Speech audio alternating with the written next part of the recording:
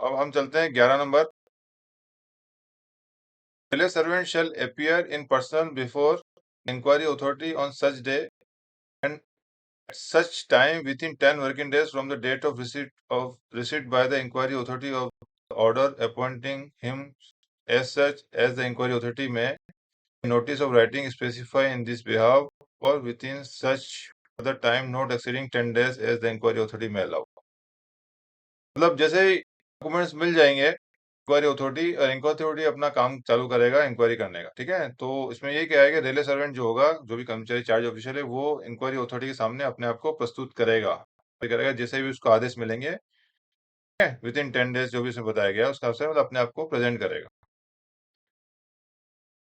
Number 12 लिखा हुआ है, the authority inquiring authority shall if the railway servant failed to appear within the specified time और refused और omits to plead required the presenting officer, if any, to produce the evidence by which he proposed to prove the article of charges and shall adjourn the case the later date not exceeding 30 days after recording an order that railway servant may, for the purpose of preparing his defense, give a notice within 10 days of the order or within such the time not exceeding 10 days as the inquiry authority may allow for the discovery or production of any document which are in possession of railway authority but not mentioned in the list referred to सबूत। काफी लंबी बात की है,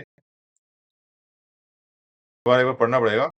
inquiry authority shall if the railway servant fails to appear within specified time, अगर करेगा, अगर railway servant नहीं आता है, अपीयर होने फेल होता है और रिफ्यूज्ड ना करता है, to plead and require the presiding officer, if any, to produce the evidence by which he proposed to prove the article of charges or shall adjourn the case to later date। मैं बोल रहा है कि अगर railway servant appear नहीं हो पाता, जो भी स्टिपुलेट टाइम है या मना करता है, जो भी रीजन है, तो फिर जो इंक्वायरी अथॉरिटी होगी वो प्रेजेंटिंग ऑफिसर को बोलेगा कि जो डॉक्यूमेंट्स, जो भी एविडेंस हैं, वो लेके प्रोड्यूस करे, इससे कि जो आर्टिकुलर प्रपोज, जो आर्टिकुलर चार्जेस, वो सब किया जाए। और साथ में ये भी कहा गया है कि अगर कोई एडिशनल डॉक्यूमेंट्स या कुछ चाहिए, अगर मान लीजिए इंक्वायरी जिससे कि चार्जेस प्रूव करने ना हो, वो डॉक्यूमेंट्स जो है which are in the position of railway administration but not mention in the list. अगर मान लीजिए वो डॉक्यूमेंट जिससे ये और प्रूफ होते हैं और कुछ डॉक्यूमेंट जो है मैं जो लिस्ट ऑफ डॉक्यूमेंट्स लगाया था उसमें नहीं है, कुछ नए डॉक्यूमेंट की जरूरत है, प्रेजेंटिंग ऑफिसर को लगता है कि नहीं ये डॉक्यूमेंट भी चाहिए चार्ज प्रूव करने के लिए, तो वो उन डॉक्यूमेंट के बारे में वो मांग सकता है, कहा गया है। नोट में बताया कि the railway servant shall indicate the relevance of the documents required by him to discover और प्रोड्यूस बाय द एडमिनिस्ट्रेशन। मतलब ये ऊपर वाले ये भी कहा था, रेलवे सर्वेंट भी अगर मान लीजिए अगर कोई डिमांड करता है डॉक्यूमेंट्स अपने डिफेंस प्रिपेयर करने के लिए, में रह गया था, मैं 12 नंबर बता रहा कि प्रेजेंटिंग ऑफिसर तो एविडेंस करेगा, लेकिन अगर डिफेंस, अगर रेलवे एम्प्लॉय भी अगर अपने डिफेंस के लिए कुछ डॉक्यूमेंट मांगेगा और वो डॉक्यूमेंट्स लिस्ट में नहीं है और रेलवे एडमिनिस्ट्रेशन के पास है, तो वो मांग सकता है। लेकिन नोट में बताया गया है कि जो भी डॉक्यूमेंट मांगेगा वो चार्ज ऑफिशियल, भाई मेरे को डॉक्यूमेंट चाहिए, इससे मैं बचा कर सकता हूँ, वो डॉक्यूमेंट की रिलेवेंसी बतानी जरूरी पड़ेगी इंक्वायरी ऑफिसर को। ये नहीं कि हम बात रावण की कर रहे हैं, वहां पर महाभारत के डॉक्यूमेंट मांग रहे हैं, तो उस केस से रिलेटेड ही होना चाहिए। कहीं न कहीं उस लगना चाहिए इंक्वायरी अथॉरिटी को कि वो अपना रिलायंस अगर बताएगा, सर ये देखिए इस डॉक्यूमेंट से मेरा ये बचा होता है, तो उसको साबित करना पड़ेगा। वो डिसाइड करेगा इंक्वायरी अथॉरिटी कि भाई इससे रिलायंसी है कि नहीं। अगर रिलायंसी है तो फिर इंक्वायरी अथॉरिटी जो है उसके काम करेगा। क्या करेगा, इसमें लिखा हुआ 13A में, railway servant may represent his case with the assistant of any other railway servant including railway servant on leave prepare to retirement. Railway servant जो है अपना मामला जो है तो खुद कर सकता है या अपना मामला किसी और रेलवे कर्मचारी की सहायता से भी अपना मामला रख सकता है। और अदर रेलवे कर्मचारी में कौन आएगा, इंक्लूडिंग रेलवे सर्वेंट जो एलपीआर पे चल रहा है, लीव प्रिपेयर रिटायरमेंट जो है, अभी आजकल 300 दिन की मिलती है, 180 होता था, तो अभी 300 दिन की जो छुट्टी पे काम कर रहा है बंदा, उसको जगाएगा, जागो मैं मदद करो, ठीक है। और लेकिन उसके लिए कंडीशन है, जो रेलवे सर्वेंट होना चाहिए वो उसी working under the same railway administration subject to whose jurisdiction and control working. तो रेलवे एम्प्लॉय का मतलब ये नहीं होता कि इंडियन रेलवे, जो कर्मचारी जिस रेलवे में काम कर रहा है उसी रेलवे का ही वो बंदा किसी बंदे को रख सकता है किसी भी रेलवे के बंदे को, ये नहीं कि मैं यहाँ वेस्टर्न में हूँ तो मैं साउदर्न रेलवे के किसी बंदे को लेके आ जाऊँ, तो वो नहीं चलेगा, उसी रेलवे होना चाहिए। हमें ये भी कहा है, he can not engage a legal petitioner the purpose unless the presenting officer appoint by the dispensary is a legal petition. कोई भी लीगल पिटिशन मतलब वकील को रखने की अनुमति नहीं है, बशर्ते अगर डिसिप्लिनरी अथॉरिटी ने अगर प्रेजेंटिंग ऑफिसर किसी लीगल के बंदे को रखा है, वकील को रखा है, तो फिर रख सकते हैं, बाकी नॉर्मल कंडीशन में किसी लीगल पिटिशनर को अलाउ नहीं। If the railway servant is employed in the office of railway board, ये रेलवे बोर्ड की बात कही है कि रेलवे बोर्ड का बंदा है तो रेलवे बोर्ड के किसी बंदे को रख सकता है, ज्यादा डिटेल में जाने की इसमें जरूरत नहीं। बी में कहा है, railway servant may also present his case with the assistance of a retired railway servant subject to condition that as may be specified by the president from time to time, general speaking. Railway कर्मचारी जो defence रखेगा, जिसको हम defence helper बोलते हैं, DH, या defence council बोलते हैं, डीसी, तो railway employee, working railway employee को रख सकता है, उसी रेलवे को होना चाहिए, और रिटायर्ड रेलवे एम्प्लॉय को भी रख सकता है। इसमें कहा गया है बी के अंदर, 13 बी में कहा गया है। उसमें नोट 1 में एक अच्छी बात कही है जो भी की है, उसमें ऑब्जेक्टिव क्वेश्चन कई बार आते हैं डीआर के अंदर, इसमें से एक क्वेश्चन जनरली आ सकता है कि non gazetted railway servant may take the assistant of an official of the railway trade union. Railway जो ट्रेड यूनियंस है हमारी, रिकॉग्नाइज 2 रेलवे ट्रेड यूनियंस है, उसमें किसी ऑफिशियल की मदद भी ले सकता है, recognise by the railway administration under which the railway servant is employed, present his case before an inquiry authority but shall not engage a legal practitioner for the purpose above except the circumstances brought out in class A। यानी कि कोई भी rail कर्मचारी है, वो किसी rail कर्मचारी की मदद ले सकता है, किसी रिटायर्ड रेल कर्मचारी की मदद ले सकता है, या फिर किसी ट्रेड यूनियन का जो ऑफिशियल है बंदा की मदद ले सकता है। Official of the railway trade union shall not be allowed to appear on behalf of an alleged delinquent railway official in connection with the disciplinary case pending against the official in his case favorably before an inquiry authority unless he has worked as such in a recognized trade union for a period of at least 1 year continuously prior to his appearance before the inquiry authority for the above purpose and subject to condition he takes no fees। मतलब इसमें note 1 में कहा गया है कि कोई भी non गजिस्टेड railway कर्मचारी, नॉन गजिस्टेड वर्ड यूज किया है, गजिस्टेड नहीं रखता है, ठीक है ना। तो इसमें कहा गया है कि कोई भी नॉन गजिस्टेड रेलवे कर्मचारी है, वो किसी भी रिकॉग्नाइज्ड ट्रेड यूनियन का जो ऑफिशियल है, उसको अपनी मदद के लिए एज ए डिफेंस हेल्पर ले सकता है, लेकिन उसकी कंडीशन है कि जो ऑफिशियल होगा यूनियन का, वो कम से कम 1 साल से यूनियन की सदस्यता उसके पास होनी चाहिए, 1 साल की। क्वेश्चन ये बनता है हमेशा कि क्या यूनियन के बंदे को आप रख सकते हो, अगर रख सकते हो तो क्या, कितना टाइम उसको करना, मेंबरशिप होनी चाहिए, तो एटलीस्ट 1 ईयर उसकी उसकी मेंबरशिप उसकी होनी चाहिए रिकॉग्निज की, और साथ में कंडीशन है कि वो उससे फीस नहीं लेगा, तो निःशुल्क सेवाएं देगा वो। क्या नोट 2 बोलता है, nomination of an assistant railway servant और an official of a recognized railway trade union who is full time union worker shall be made within 20 days from the date of appointment of inquiry. EO के nomination, inquiry officer के nomination के 20 दिन के अंदर ही defence helper की नियुक्ति भी के नॉमिनेशन भी करना पड़ेगा असिस्टेंट को। ये भी एक क्वेश्चन आता है कि इंक्वायरी ऑफिसर के नॉमिनेशन के कितने दिनों के भीतर असिस्टेंट रेलवे सर्वेंट का नॉमिनेशन करना चाहिए, तो ये 20 दिन का टाइम इसमें दिया, ये भी एक ऑब्जेक्टिव क्वेश्चन बनता है। The nomination shall not be accepted if the person assisting has 3 pending disciplinary cases on hand in which he has to assist। Condition और डाली है कि हम किसी भी रेलवे कर्मचारी को हम अगर रखेंगे डिफेंस हेल्पर में, तो उसके पास 3 केस से ज्यादा हाथ में नहीं होना चाहिए, यानी कोई भी कर्मचारी जो है, रेलवे कर्मचारी जो है, मैक्सिमम 3 केसेस डील कर सकता है जो वर्किंग रेलवे एम्प्लॉय है। लास्ट में कंडीशन लिखी है, provided that official of a recognized trade union में assist in more than 3 pending disciplinary cases. ये 3 केस की जो कंडीशन है, वो रिकॉग्नाइज्ड ऑफिशियल ट्रेड यूनियन के जो ऑफिशियल्स हैं उनके ऊपर लागू नहीं होती, उन पे एक्सेप्शन है हुआ है सरकार ने। इसमें लोग कंफ्यूज होते हैं, कई लोग मेरे पास मैसेज आते हैं, फोन आते हैं कि सर रिकॉग्नाइज्ड ट्रेड यूनियन के बंदे जो है वो कितने केसेस कर सकते हैं, ये लिखा नहीं है।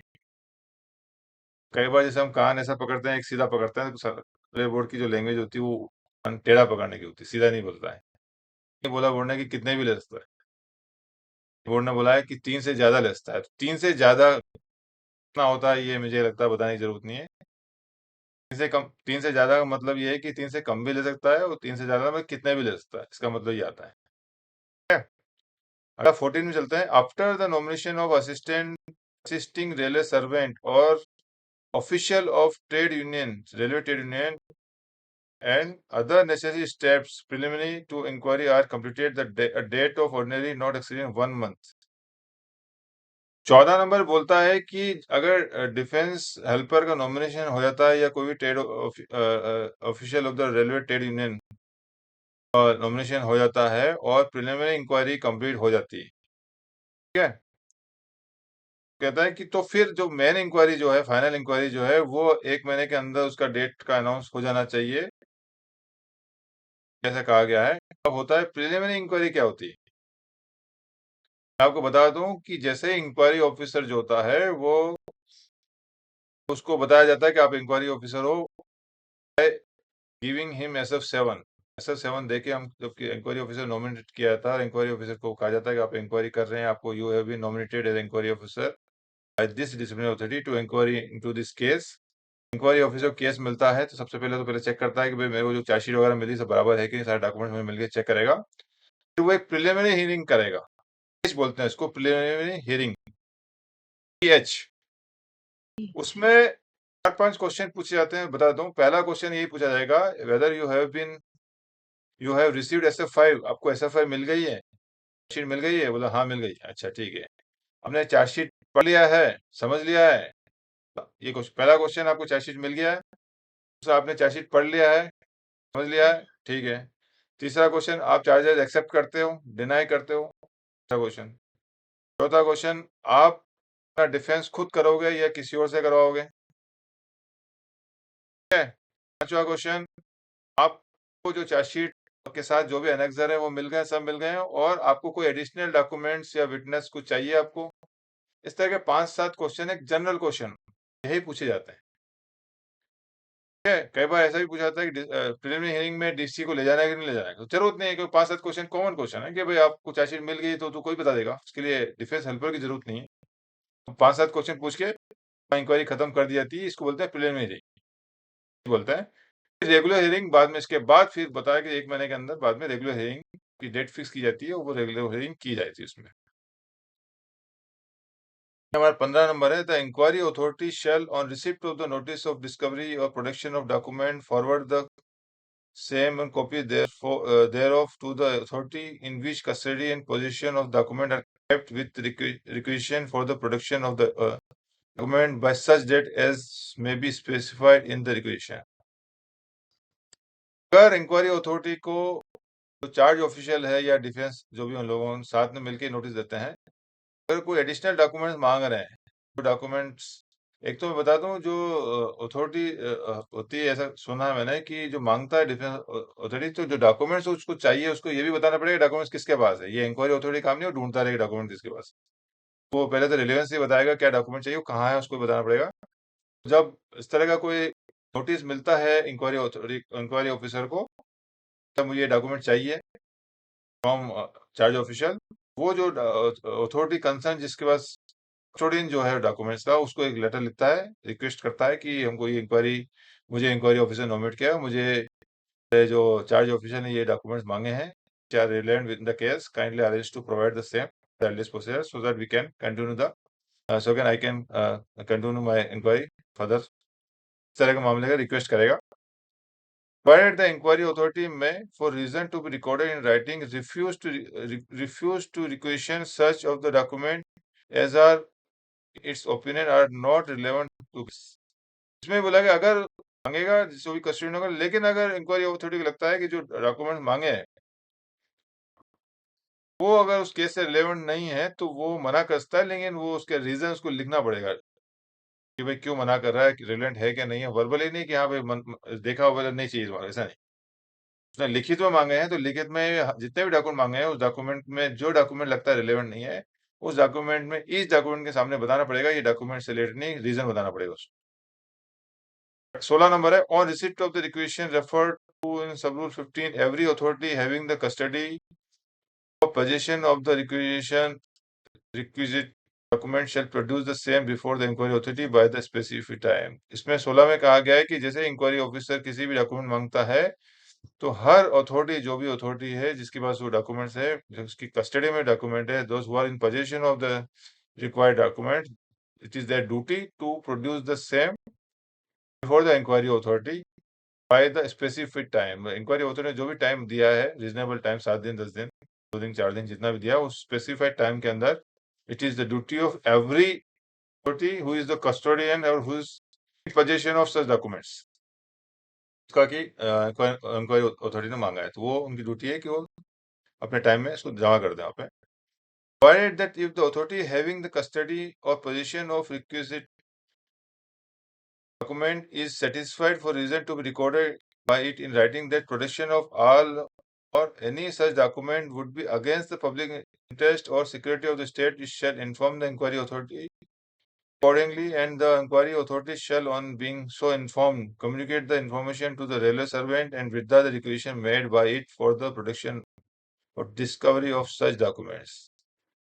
जैसे कि मैंने ऊपर कहा था कि जैसे ही कस्टोडियन जो भी है, जो भी अथॉरिटी जिसके पास डॉक्यूमेंट्स है, उसको जब इंक्वायरी अथॉरिटी का जो रिक्वेस्ट मिलता है, तो देना ही है डॉक्यूमेंट्स, देने को बगैर। लेकिन अगर जो डॉक्यूमेंट एम्प्लॉय ने मांगे हैं, चार्ज ऑफिशियल ने मांगे हैं, वो डॉक्यूमेंट का नेचर इस तरह का है कि वो पब्लिक इंटरेस्ट का है, जिससे कि स्टेट की सुरक्षा को खतरा हो सकता है, ऐसे ऑफिशियल डॉक्यूमेंट मांगे हैं जो नहीं दिए जा सकते हैं ऑफिशियली, इंक्वायरी में या पब्लिक में नहीं लाना चाहता है, तो ऐसे डॉक्यूमेंट को वो विथ रीजन रिकॉर्ड करके जो अथॉरिटी है जिसके पास who is in the position of that those document, वो मना करेगा, रीजन बताना पड़ेगा कि डॉक्यूमेंट नहीं दे सकते हैं, मना करेगा, और वही चीज वापस इंक्वायरी अथॉरिटी जो उसका जवाब है वो चार्ज ऑफिसर को दे देगा कि भाई आपके जो डॉक्यूमेंट आपने जो मांगे हैं can not be provide due to these are against the public interest and the security of the states.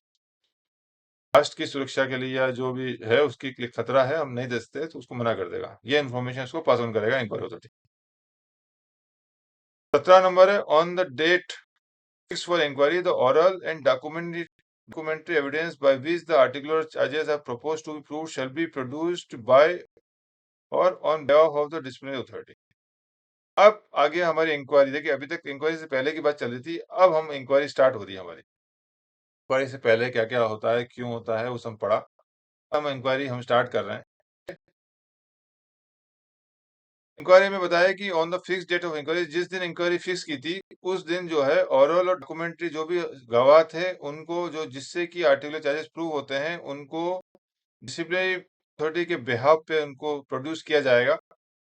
Witness shall be examined bye on behalf of presenting officer if any. उसके बाद जो witnesses होंगे chargesheet के अंदर, एक एक witness को examine किया जाएगा, तो इंक्वायरी ऑफिसर खुद करेगा या अगर उस मामले में प्रेजेंटिंग ऑफिसर है तो वो एग्जामिनेशन करेगा। May be cross examination by और on behalf of the railway servant. उसके बाद एग्जामिनेशन जब कंप्लीट हो जाएगा तो उसके बाद क्रॉस एग्जामिनेशन करेगा, या तो चार्ज ऑफिशियल करेगा या उसके बिहाफ पे जो भी उसका डीसी होगा वो करेगा। Presenting officer if any shall be entitled to re examine the witness on any point on which they have been cross examine. यानी एग्जामिन के बाद क्रॉस एग्जामिनेशन हुआ, क्रॉस एग्जामिनेशन के बाद दोबारा प्रेजेंटिंग ऑफिस चाहे तो री एग्जामिन कर सकता है विटनेस का अगर कोई बात रह गया, but not on a new matter without leave to the inquiry officer. तो क्रॉस एग्जामिनेशन में जो बातें आई उसके ऊपर दोबारा री एग्जामिनेशन कर सकता है, लेकिन किसी नए मैटर के ऊपर बिना इंक्वायरी अथॉरिटी से परमिशन लिए बिना नहीं कर सकता है। The inquiry authority may also put such question to the witness as is think fit. जो इंक्वायरी चल रही होगी और उसमें अगर इंक्वायरी अथॉरिटी को लगता है कि उसको भी कुछ क्वेश्चंस पूछने हैं, तो वो चाहे तो पूछ सकता है। 18, if it shall appear necessary before the close of the case on behalf of disciplinary authority, the inquiry authority may in its discretion allow presenting officer if any to produce evidence not included in the list to the railway servant। अब जैसे जितने भी हमारा जो witnesses होंगे, एक witness का examination करेंगे हम। पहले एक विटनेस को बुलाएंगे, उसका एग्जामिनेशन होगा, फिर क्रॉस एग्जामिनेशन होगा डीसी के द्वारा या जो भी चार्ज ऑफिशियल है।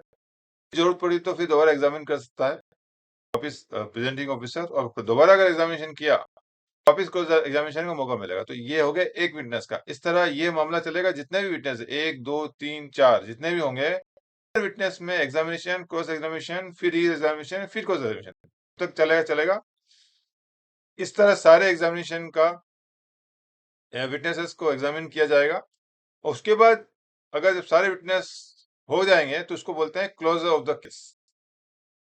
Close of the case on behalf of the disability. इसको आप समझ लीजिए कि कोई भी केस में सब सारे विटनेस का एग्जामिनेशन हो जाता है तो उसको बोलते हैं the close of the case on behalf of the disciplinary authority. मतलब डिसिप्लिनरी अथॉरिटी की तरफ से मामला खत्म हो गया है, सारे विटनेस हमने एग्जामिन कर ली। इंक्वायरी अथॉरिटी को लगता है तो वो चाहे तो प्रेजेंटिंग ऑफिसर को बोल सकता है कि भाई आपको इसको प्रूव करना है तो आप कोई एडिशनल एविडेंस लाना चाहते हैं जो कि इस लिस्ट में नहीं था, तो वो ला सकता है और उसको भी रिकॉर्ड पे ले जाएगा और उसका फिर एग्जामिनेशन को एग्जामिनेशन जैसे अभी हुआ था वैसे ही हुआ जाएगा। पढ़ लेता हूं मैं। To produce evidence not include the list given to the railway servant और मे इटसेल्फ कॉल। उसके अलावा प्रेजेंटिंग ऑफिसर को बोलता है कि किसी नए विटनेस को लाना है या फिर और में इट में call itself call for new evidence or recall or re-examine any witnesses, and in such cases jail servant shall be entitled to have if he demand। तो इंक्वायरी ऑफिसर जो होगा प्रेजेंटिंग ऑफिसर को बोलेगा अभी चाहे तो तुम अपना एविडेंस लेके आओ, अगर नहीं है तो, या फिर खुद भी चाहे तो न्यू एविडेंस के लिए बुला सकता है, या फिर जो एविडेंस ऑलरेडी एग्जामिन किए हुए हैं उनको दोबारा बुला सकता है, दोबारा उनका रीएग्जामिनेशन कर सकता है। In such cases, jail servant shall be entitled to have, if he demanded it, a copy of list of further evidence proposed to be produced and adjournment of the inquiry for 3 clear days before the production of such new evidence is exclusive of the day of adjournment and the date to which the inquiry is adjourned। जैसे हम कोई नए witness मांगा जाएगा, presenting officer लेके आएगा नया witness, बोलेगा हाँ भाई मैं लाना चाहता हूँ प्रेजेंटिंग, या इंक्वायरी ऑफिसर को लगता है कि मुझे बुलाना है, उसके लिए फिर रेलवे सर्वेंट के पास भी एक राइट होगा कि कम से कम उसको 3 दिन का टाइम दिया जाएगा, जो सारी चीजें चल रही है एजेंट हुई उसको छोड़ के 3 दिन और उसको मिलेगा मिनिमम, ताकि वो तैयारी कर पाए। तैयारी की बात कही है। The inquiry officer authority shall give the railway servant an opportunity of inspecting such document before they are taken on record.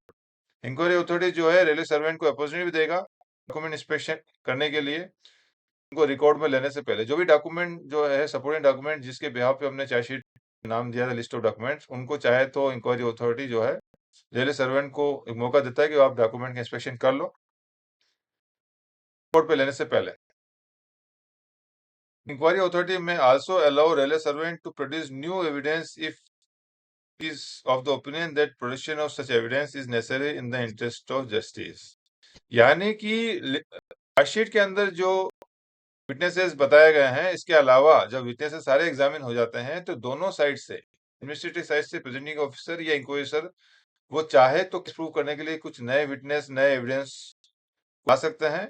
Similarly ये अपॉर्चुनिटी चार्ज ऑफिशियल के पास भी होती है, वो भी चाहे अपना बचाव करने के लिए कोई एविडेंस जो गवाह है उनकी रिक्वेस्ट कर सकता है इंक्वायरी अथॉरिटी को, और इंक्वायरी अथॉरिटी जो है उसको अलाउ कर सकता है उसके बचाव के लिए, एविडेंस के लिए। Not a new evidence shall not be permitted or called for for or any witness shall not be recalled to fill up any gap in evidence। नए एविडेंस जो बुलाया जाएगा उसमें बुलाया कोई मामला गैप को भरने के लिए नहीं बुलाया जाएगा। Such evidence may be called for only when there is an inherent lacuna or defect in the evidence which has been produced originally। तो ये कुल मिला के एक आ गया है, कोई गैप वेप कोई गलती है उसको भरने, लेकिन हाँ कोई इनहेरेंट गलती है, लकुना रह गया है किसी मामले में, तो हम बुला सकते हैं। 19 है when the case for disciplinary authority is closed, the railway servant shall be required to state his defense orally। जब disciplinary authority का मामला क्लोज होने का मतलब होता है कि सारे उसके एग्जामिन कर लिए हैं विटनेसेस, रेलवे सर्वेंट कहा जाएगा कि अपना डिफेंस फाइनली, अब इतनी जो इंक्वायरी होगी पूरी, हमने एक एक इंक्वायरी विटनेस की इंक्वायरी कर ली है, जब पूरी कंप्लीट हो गई है, अब रेलवे सर्वेंट को कहा गया कि आप अपना जो बचाव में अब आप कुछ कहना चाहते हैं ओरली या लिखित में देना चाहते हैं, अपना जो फाइनल डिफेंस कुछ देना हो तो वो लिखित में या रिटिन में, जो भी इंक्वायरी हुई उस इंक्वायरी के बाद जो बातें हुई उसके बाद आप अपने बचाव में कुछ कहना चाहते हो ओरली या लिखित में, दोनों ऑप्शन उसके पास आएंगे। The defence is made orally it shall be recorded and the railway servant shall be required to sign the record. अगर ओरली दिया जाता है तो इसको लिखा रिकॉर्ड किया जाएगा, उसके बाद फिर रेलवे सर्वेंट का साइन लिया जाएगा। Either case a copy of statement of defense shall be given to presenting officer। फिर ये जो उसकी कॉपी होगी वो प्रेजेंटिंग ऑफिसर को दी जाएगी। अगला 20 है evidence on behalf of railway servant shall then be produced. Railway servant के जो एविडेंस है अब वो प्रोड्यूस किए जाएंगे। Railway servant may examine himself is behalf if so prefer The witness produced by the railway servant shall be examined by or on behalf of him and shall be examined by or on behalf of presenting officer if any. जब disciplinary authority यानी जो chargesheet में जो witnesses का हमने examine करे थे उसमें एडमिनिस्ट्रेशन या प्रेजेंटिंग ऑफिसर एग्जामिन करता है और डीसी या जो चार्ज ऑफिसर है वो क्रॉस एग्जामिनेशन करता है। लेकिन जब मामला डिसिप्लिनरी अथॉरिटी के साथ खत्म हो गया, अब जो हम रेलवे एम्प्लॉय को बोल रहे हैं, जो चार्ज ऑफिशियल को, तुम अपने विटनेस लेके आओ, एग्जामिन करना है। रेलवे एम्प्लॉय के जो विटनेस होंगे उनको पहले चार्ज ऑफिशियल एग्जामिन करेगा और क्रॉस एग्जामिनेशन वहां प्रेजेंटिंग ऑफिसर होगा तो वो करेगा या इंक्वायरी ऑफिसर करेगा। यहाँ मामला बिल्कुल उल्टा हो जाएगा। डिफेंस जो चार्ज ऑफिशियल जो अपने डिफेंस के विटनेस लेके आएगा उसमें एग्जामिनेशन वो खुद करेगा और क्रॉस एग्जामिनेशन जो है वापस अपना प्रेजेंटिंग ऑफिसर या इंक्वायरी ऑफिसर करेगा। और क्रॉस एग्जामिनेशन के बाद वो चाहे तो री एग्जामिनेशन कर सकता है, लेकिन री एग्जामिनेशन करेगा तो फिर वापस मौका मिलता है एडमिनिस्ट्रेशन को, मतलब प्रेजेंटिंग ऑफिसर इंक्वायरी वो दोबारा एग्जामिनेशन कर सकता है। ये सब बात कही है इसमें। Railway servant shall be entitled to examination witness on any point. ये सब वही बातें रिपीट की हुई है, तो मैं अब आगे नहीं बता रहा उसमें। सेम चलेगा जो हम पहले कर चुके हैं। 21 नंबर का पॉइंट है the inquiry authority after railway servant close the case shall if railway servant has not examine himself generally question him on the circumstances appearing against him the evidence for the purpose of enabling the railway servant to explain his circumstances appearing in the against him। अब railway servant मामला close हो जाएगा, मतलब उसके ज्यादा witness examine हो जाएंगे। और अगर रेलवे सर्वेंट को एग्जामिन नहीं किया है तो वो जो है इंक्वायरी अथॉरिटी उस पर कुछ जनरल क्वेश्चन उसको पूछ सकता है। जो भी मामला अभी तक आया उसके ऊपर जो भी बातें सामने आई उसके ऊपर जनरल कुछ क्वेश्चन कर सकता है, ताकि रेलवे जो सर्वेंट है, जो ऑफिशियल है, वो अपने मामले को स्पष्ट कर पाए, उसकी गलती है नहीं है जो मामला। ये हमारा 21 नंबर है। 22 नंबर में द इंक्वायरी अथॉरिटी में after the completion of the production of evidence hear the presenting officer if any and railway servant और to permit them to file brief of their respective cases। के बाद inquiry authority after सारे evidence खत्म होने के बाद, उसके बाद प्रेजेंटिंग ऑफिसर सुनने के बाद वो रेलवे सर्वेंट और प्रेजेंटिंग ऑफिसर दोनों को कहेगा कि अपनी बात जो है रिटर्न ब्रीफ सबमिट करेगा। लिखित में जो सारी बातें इंक्वायरी के दौरान की बातें आई, दोनों अपनी रिटर्न ब्रीफ जो भी लिखित में लिख के दें कि पूरी इंक्वायरी के बाद मामला आया, उसमें चार्जेस प्रूफ हो रहे हैं नहीं हो रहे हैं, जो भी अपनी बात है लास्ट में अपना रिटर्न ब्रीफ दोनों को बोलेगा लिखने को। 20 number है if the railway servant to whom P of article charge has been delivered does not submit written statement of defense on or before the specified purpose and does not appear in person before the inquiry authority and otherwise fail to refuse to comply with the provision of this rule, the inquiry authority may hold the particular। जैसे कहा गया 22 number में कि last में जो defence देगा या किसी भी मामले में वो इंक्वायरी में नहीं आया, अपीयर ही नहीं हुआ, भी अगर चार्ज ऑफिसर ने सपोर्ट नहीं किया तो वो लास्ट में जो इंक्वायरी ऑफिसर जो है वो इंक्वायरी जो है एक्स पार्टी इंक्वायरी करेगा, है ना। 24 नंबर है whenever any inquiry authority after having heard and recorded the whole and part of the evidence in any inquiry cease to exercise jurisdiction therein is succeeded by the another inquiry authority which has and which exercise such jurisdiction, the inquiry authority to so succeeding may act on the evidence so recorded by the president and or partly recorded by his president and party।